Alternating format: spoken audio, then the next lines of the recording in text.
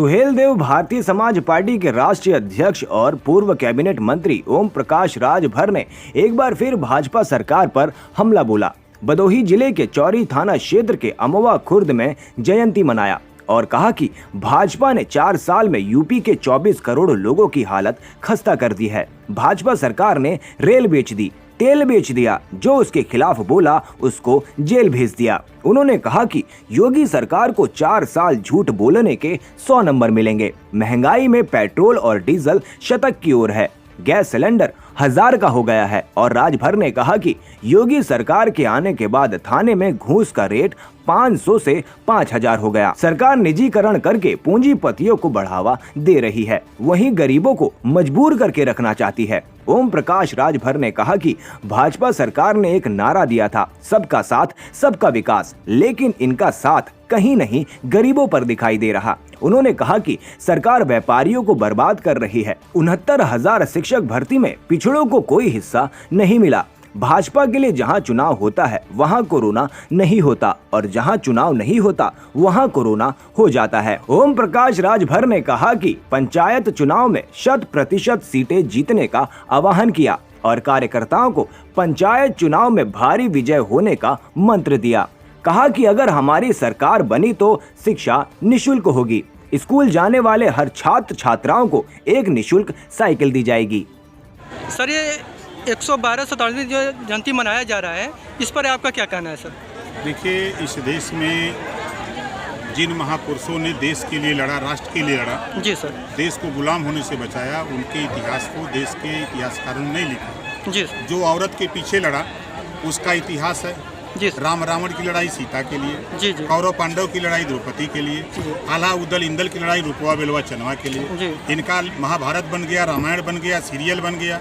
लेकिन जिस महापुरुष की जयंती हम लोग मना रहे हैं, इन महापुरुषों ने देश के लिए, समाज के लिए काम किया है, लेकिन ऐसे महापुरुष के इतिहास को लोगों ने नहीं लिखा। जबकि इतिहास है कि जब इस देश में अंग्रेजों का शासन था तो उसका संविधान था गजेटियर। जी सर। मुगलों का शासन था तो संविधान था आईने अकबरी। जी सर।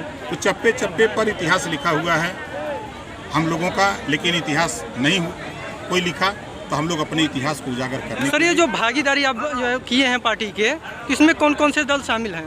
देखिए, बाबू सिंह कुशवाहा की जन अधिकार पार्टी है जी, किशड़ा पटेल का अपना दल है जी, असदुद्दीन ओवैसी की AIMIM है जी, आपके प्रेमचंद प्रजापति की भागीदारी पार्टी है, बाबू रामपाल की राष्ट्रोदय पार्टी है, राम सागर बिंद की भारत माता पार्टी है, रामचंद्र कश्यप की वंचित समाज पार्टी है जी, और लोकतंत्र बचाओ पार्टी है राजकुमार सैनी की, और भारतीय समाज पार्टी ओम प्रकाश। सर, ये अभी भी मतलब क्या जो है और कोई भी पार्टी जो है शामिल करना चाहेंगे सर? बिल्कुल शामिल करना चाहिए कि हमारे कौन सी हो रही है सर?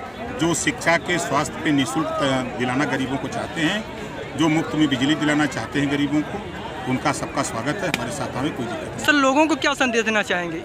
हम देश की जनता से ये संदेश देना चाहते हैं कि आप अपनी लड़ाई लड़ो, आपके बच्चे को बेहतर शिक्षा, बेहतर स्वास्थ्य, आपके बच्चे को रोजगार, आपके घरेलू बिजली का बिल कौन माफ कर रहा है? आप सबको उसके साथ जुटना चाहिए।